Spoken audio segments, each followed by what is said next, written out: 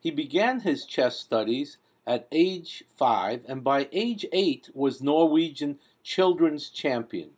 Magnus's coach and mentor was sometime Grandmaster Seaman Agdestein, who, in his own day, was the world's top-ranked 18-year-old. Agdestein was also a soccer star, and he has imbued on Magnus, who plays tennis and soccer, the spirit of healthy mind, healthy body. Agdestein won 7 Norwegian chess championships, but in 2006, Magnus beat him in a 2-game rapid playoff. His first major breakthrough on the international scene was at Wilk-on-Sea in 2004, winning the Section C on the famous Chorus tournament, achieving a score of 10.5 of 13, a 27.02 performance rating, and in so doing, achieving his first official Grandmaster norm. He is the youngest player to have achieved the Grandmaster title at age 13 years, 4 months, and 27 days. All his later coaches and sparring partners have praised his ability to learn with intensity and hunger. That is very seldom seen in boys of his age. He is the strongest Scandinavian player since Ulf Andersson was the world number 3 in 1980, and by rating, the strongest Scandinavian player of all time. Magnus was the youngest and most promising player in our book, Champions of the New Millennium, with Grandmasters Lubomir Stachnik, Walter Brown, and myself. Published in 2009 by Quality Chess Books, where we featured the 18 best players in the world. At that time, his rating was 2767. Outstanding. There is little reason not to believe he will be world champion soon. And now, or recently, he's been at 2815 on the FIDE rating list, standing at position 2. Overall, we must summarize Magnus's strengths are excellent opening preparation, sharp middle game play coupled with a deep understanding of the endgame with superb technique. He is capable of complete board-wide play with the necessary blend of deep strategical understanding and a tactical flourish as the position calls for. We have chosen the following game by Magnus Carlsen as black against Borki Predojevic, 2566, played in 2006 when Magnus was 2646. To illustrate Magnus's attacking skills, particularly as black. It shows Magnus's creativity, determination, ability to calculate with computer-like precision, and to execute a deadly attack. We hope that you share our views.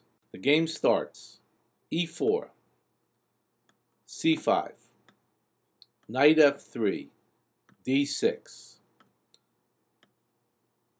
D4, C takes D4, Knight takes D4, Knight F6, Knight C3, A6. The familiar Najdorf variation of the Sicilian defense. Bishop to G5, E6, F4, Queen to C7. And now Predojevic plays a less common move with bishop takes F6, G takes F6. More common was 8, Queen F3. The game is now in Richter-Rauser territory.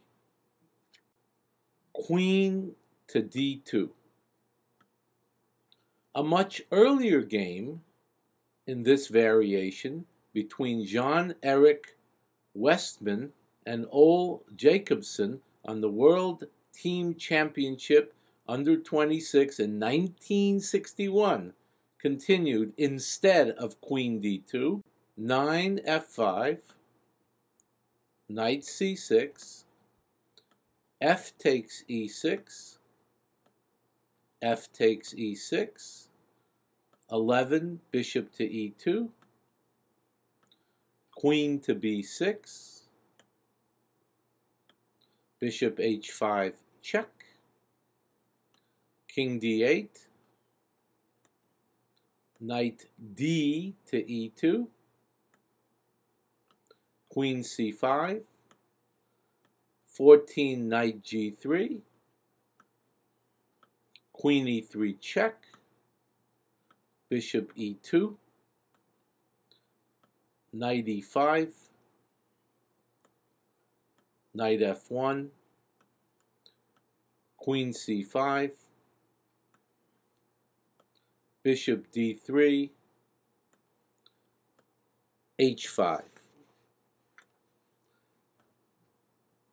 With black winning in the opening ending, a more recent game continued. 11 knight e5, castles by white, queen f7, bishop h5, knight g6, knight to f5, queen to c7, knight to h4, queen to c5 check, king h1, queen to g5, with black eventually slipping away in Maki Uoro versus Pentinen in 1999. After 9 queen d2, our game continues. Knight c6 by Magnus, castles long by white, bishop d7, king b1, knight takes d4. Another game continued. 11 b5 by black, knight takes c6, bishop takes c6, bishop to d3, b4, knight e2, queen to b6, f5, e5, with white winning in 28 moves in Grospeter 2482 versus Restas 2210, Zalakaros 1999. Instead, here play continues. 12, queen takes d4, bishop e7, bishop e2, h5, rook h f1, queen to c5. So far, play has been following the game Zhang Zhao, Xu Jun, Calvia Men's Olympiad 2004, which continued with 14 castles long by black. Carlsen's move seems more accurate, since, as we've noted, most endings from this structure seem to favor black. 15 queen to d2, b5. Without having castled, Carlsen is already on the attack. His king seems safe enough, and the wing pawn advances have gained significant space on both sides of the board. Bishop to f3, rook to c8, knight to e2, h4, knight d4. And now Carlsen continues with 18 b4. Black continues to gain space, and it seems difficult for white to make useful moves. For example, f5 can be easily met by e5, and e5 simply loses a pawn. Rook fe1, a5, e5. A temporary pawn sacrifice, which is typical in such positions to open lines towards the black king. F takes e5. F takes e5. D takes e5. Knight to b3. Queen to c7. Now we will see white recover his pawn, but it doesn't give him complete equality. Black will retain the initiative. White played knight takes a5, but approximately equal would have been 23, rook takes e5, a4, knight a5, a3, knight c4,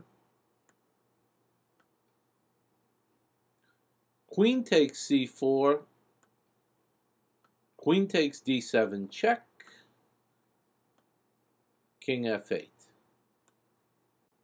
Now Carlsen continues, 23, bishop to a4. Knight to b3. f5, exclamation mark. In the scheme of things, this is a very important move. It makes progress towards 4 goals. 1, the activation of black's central pawn mass. 2, gaining safety for the black king behind these pawns as they advance. 3, getting the dark squared bishop active on the long diagonal from f6 to a1 with the possibility of a queen-bishop battery on that diagonal. And 4, the black rooks will be connected after his king moves to f7. Queen to e2. King to f7. Bishop h5 check.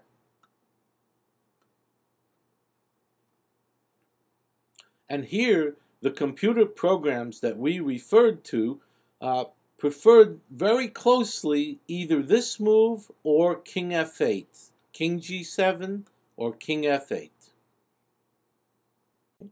The main point is that white cannot take on e5, and the black king proves pretty safe in either case. 27, g4.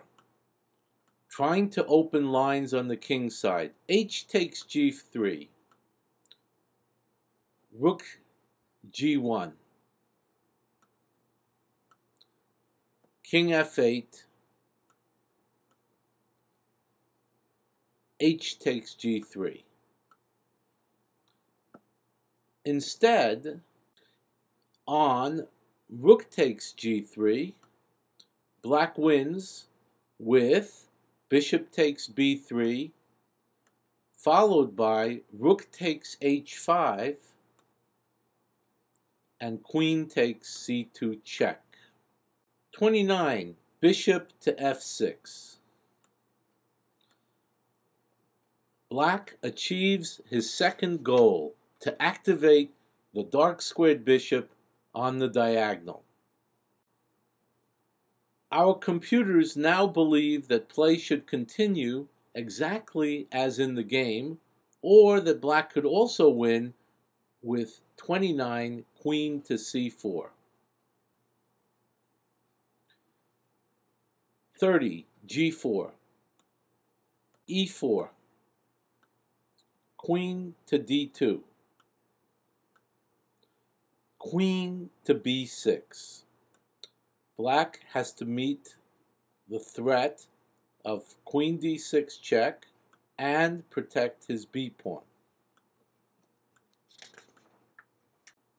Still, this may be one of the hardest moves in the game for black to play because he had to temporarily suspend his attack while maintaining his confidence that he can absorb anything that white can throw at him. Queen to g2.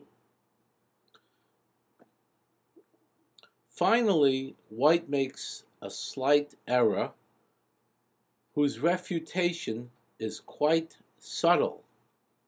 32, queen to b8, exclamation mark. This was the other hard move of the game. Black must retreat his queen in order to find a way to create deadly threats on the f6 b2 diagonal, and white appears defenseless against them. G takes f5. Instead, if now 33, knight d4, best would be bishop takes d4, b3, not 34, rook takes d4, bishop takes c2 check, king to a1, queen to a7, with the threat of the beautiful queen takes a2 check and mate to follow, bishop f6, followed by queen to e5, and black wins. So play continued. 33, g takes f5, queen to e5. 34, rook to d4, bishop takes b3, queen to g6. Of course, threatening mate. Rook takes h5, a takes b3. Here, insufficient for white would have been queen to g8 check, king e7, queen takes c8, queen takes d4, queen c7 check, king f8, queen c8 check, bishop to d8. King to e7. c3.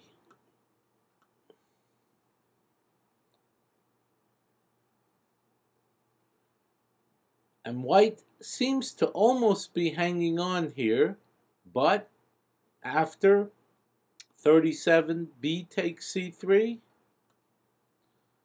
queen takes h5, c2 check,